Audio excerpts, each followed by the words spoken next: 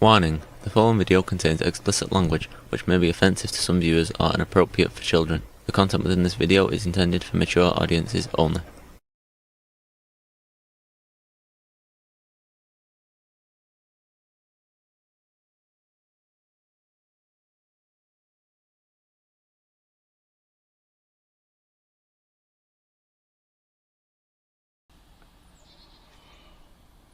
Hello and welcome to another Genx Rambling Thoughts video.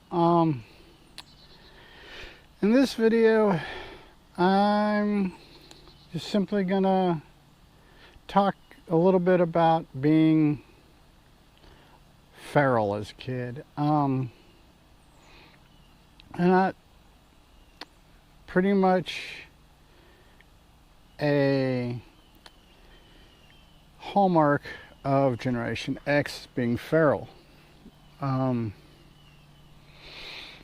We did all kinds of things that we probably shouldn't have done, but we did. And we are probably the reason why there's so many warning labels in this day and age. It is, like I said, and I've said in previous videos, we used to blow things up. We used to see exactly why we shouldn't do something. Yeah, why we shouldn't do something is probably a better analogy of what we did. We were told the quickest way to get me and my friends to do something is tell us not to. That would be the quickest and easiest way to do it. My father was the kind of person who picked up on that and got a lot of house chores and work and stuff got out of me simply by telling me, no, you don't need to do that. And it worked. One of the things that really, a lesson that I learned from my father, or actually I learned it, or the premise of it, from reading Heinlein's The Moon is a Harsh Mistress. And that is the concept of Tannstoffel. There ain't no such thing as a free lunch.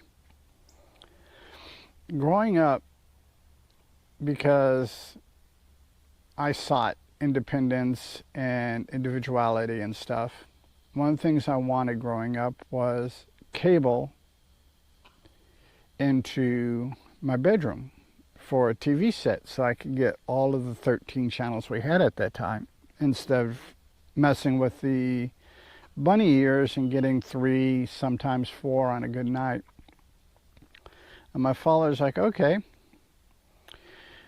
these are the tools you need. These are the supplies you're going to need. This is how you run the wire. So when I went to go use the tools that he had, he's like, no, no, no. You either can go to the store and buy them, or you can rent mine. And I also had to pay him minimum wage for 85 or 86, whatever minimum wage, to help me run the cable up the, into the wall, up the wall, through the attic, down the wall, and put the port in for they'll run the cable into the TV. And basically that was a very poignant object lesson that not every, you're going to have, there are things you're going to have to pay for, you're going to have to do in the world. And that is, it was soon after that I started picking, I had just started throwing newspapers at the time. And that whole thing of that you you know, regardless, you're going to have to understand money and money's value, which only emboldened me, because once I understood the concept that you could save money and acquire things of more ubiquitous type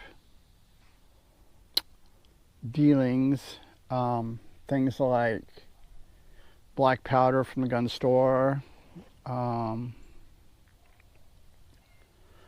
different models, different things I was into at the time, saved up, and I think at 88, maybe in late 87, early 88, I got a VCR of my own. What had happened is my parents upgraded the VCR they had, and I got the one the old one, which led to me videotaping a lot of things. As I said in a previous video, after my parents would go to bed, take the cable box that had all, I want to say 50 or 60 channels at the time, plus at the time we got HBO, Cinemax, I think Showtime. I know we had 3 paid services, 3 different movie things. So what that would let me do is, if I knew about what time my parents, usually on the weekends, because my parents usually slept in late on Saturday and Sunday to about 8 or 9 o'clock in the morning, we would take and set the VCR to super slow play, get the cable box, hook the cable box, run from the wall to the cable box, and the cable box to my TV. Then we'd put a tape in, and we would record the things off of HBO, Showtime, and stuff that we wanted. Different movies, a lot of softcore porn. But if there's a movie that they showed late at night, for instance, Heavy Metal, the animated Heavy Metal movie, that was almost always shown super late on one of the pay movie services at the time. So we recorded it. I mean, we probably wore the hell out of that videotape, but yeah, we did. It was just one of the things we did. I would set my alarm to get up before my parents. Then I would go out and hook the cable box back to the big TV.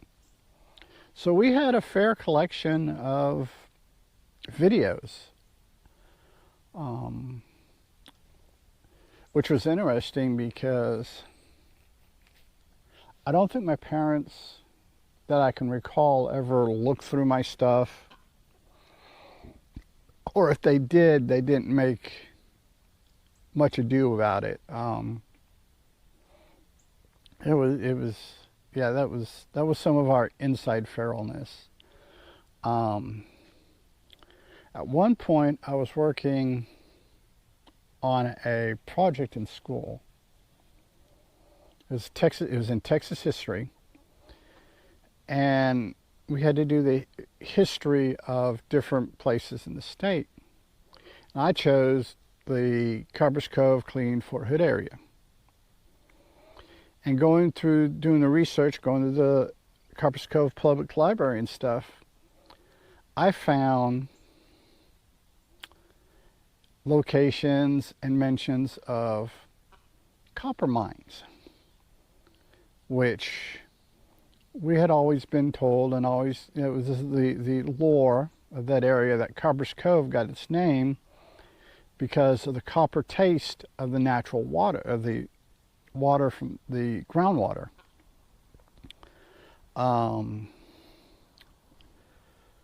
The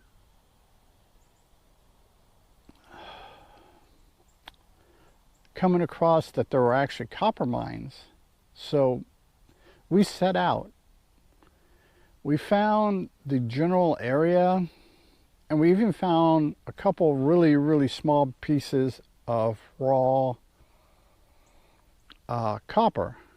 I mean, probably about the size of a BB pellet. Maybe the size of a 22 round. But that's all we ever found. But we spent most of a summer looking for them. What we did find was an old abandoned post office. And we used it as kind of a base. The doors were open. I mean, you go in and out. There's a storm shelter that even during the hottest part of the summer back then, it was always, it felt like it was air conditioned. It was dug into the ground, and it was just a really nice place. Then evidently within a couple of years, somebody else came across it, and now it's in a part of Carpenter's Cove called Ogletree Gap. Ogletree Gap. I keep wanting to say cap. I don't know why. But Ogletree Gap. And it's a big tourist thing. They have yearly kind of like a local fair and stuff down by it every year now. And it's all fenced off, and they've got it cleaned up and stuff. But there's about 2 or 3 years that me and my friend Gary, we just used it as kind of a place to rest and recover from our journeys. But that was many years ago. And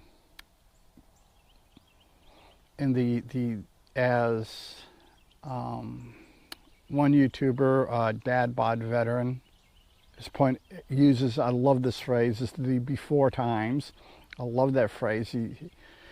I love his videos. And before I forget, I need to interrupt this video to say thank you to all the people that watch the videos, all the people that subscribe to the videos, and also a great debt of thanks to the other Gen X people that do Gen X videos and shorts and what have you. Just, that's kind of what inspired me to do these long form videos. They do the shorts and the reels and stuff, which is cool. And it's very, I think they're as crucial as long form videos. They're kind of whet your appetite things. These people do an extraordinary job, and I commend them for it. But back to the video.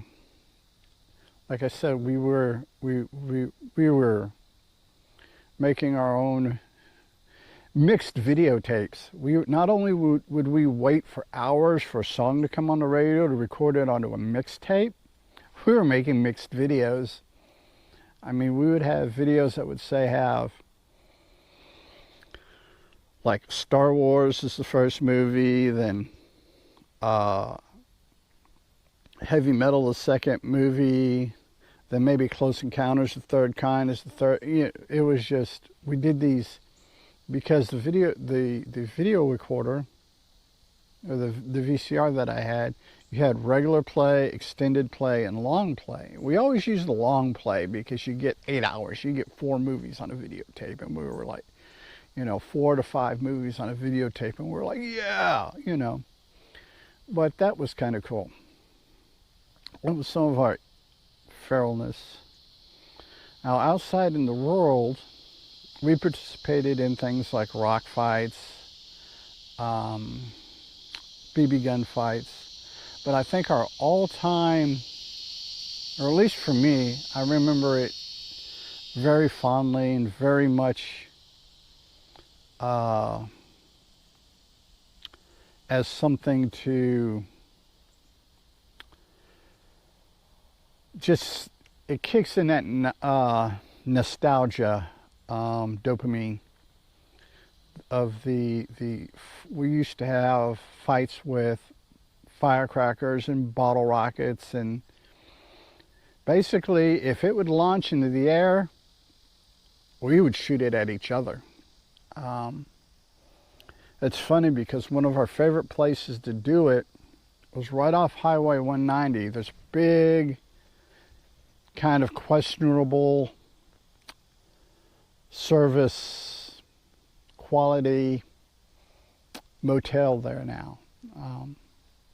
Yeah, but yeah, that used to be just an old field,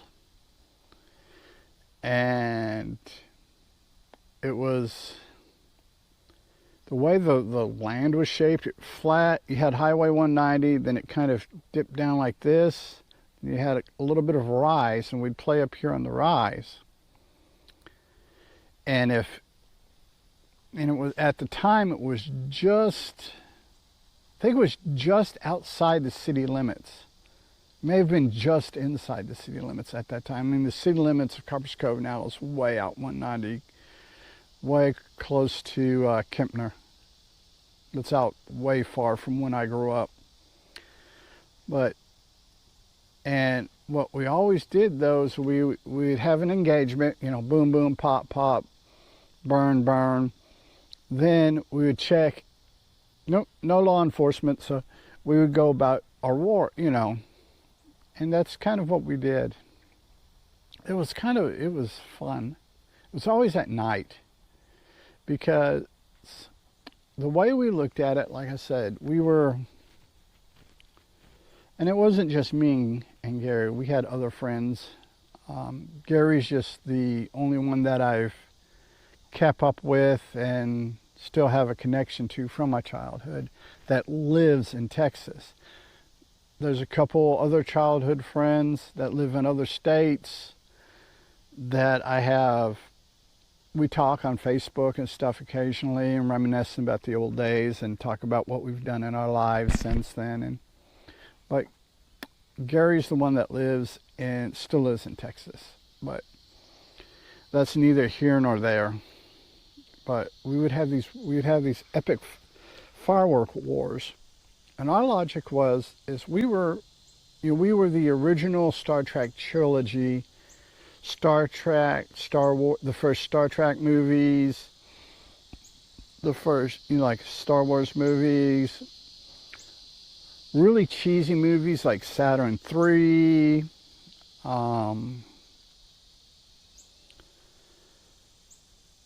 Battle Beyond the Stars. I had to think about that one for a second. In which you always had the visible light, like when they shot a laser, you could see the laser, go across the screen. So our theory was using bottle rockets and Roman candles and stuff like that, was we were shooting lasers because you could see them coming at you or past you, sometimes hitting you and setting parts of your clothing on fire. Then you had the rock quarry up on the hill, but you had a Dairy Queen, this open field, a trailer park of very questionable reputation. Then you went up the hill to the old abandoned rock quarry. We'd go up there, and if we were leery, like we had got all our fireworks together and there's a bunch of people in town, we kept hearing sirens, we'd go up into the old abandoned rock quarry, because it was down and you couldn't see anything from the road. And you had more obstacles. Why we never permanently had them up there in the abandoned rock quarry, I don't know. But it's what we did. We had fun up there. Usually about the only time that we really had clothing fire issues was in the wintertime, like right before New Year's. It's because we were wearing heavy clothing. and sometimes the folds of the folds are just because it was puffy, and you take a direct hit from like a Roman candle or something like that, and it would catch all that nylon and plastic on fire. But during the summer, we were t-shirts, jeans, and yeah, that's kind of how we did it. We just kind of rocked that way. Let's see what other crazy things we did. Like I said, we would go to Lampasas, usually on our bikes. Sometimes we'd walk. I was of the opinion that Lampasas actually had cuter girls than Carver's Cove did. That was probably not the true case. It's just we saw most of the girls at school and stuff all the time in Cove, and these were just different girls. But that was just me. Also had all kinds of craziness. We'd go to Clean. Usually we'd go to the Clean Mall. That was fun. And one day, out of boredom, our parents actually had stuff to do. It was either my parents or his parents had something to do in Clean. They dropped us off at the mall. And there was a pet store in the mall. And they had a minor bird. And it had the sign, you know, talking about how the minor bird can talk and this. So over a period of a couple hours, we taught this minor bird how to go, here, kitty, kitty, kitty. Because there's a series of books, and I can't remember the author at the time. It was a trilogy of books, 3, not 4, but 3 books in a trilogy, called the Illuminati Chronicles. And one of the side gags in it was self-destructive minor bird. We had a chance to play this out in real life. So at some point, somebody somewhere bought themselves a minor bird that would sit in its cage and go, here, kitty, kitty, kitty. So that's just kind of interesting.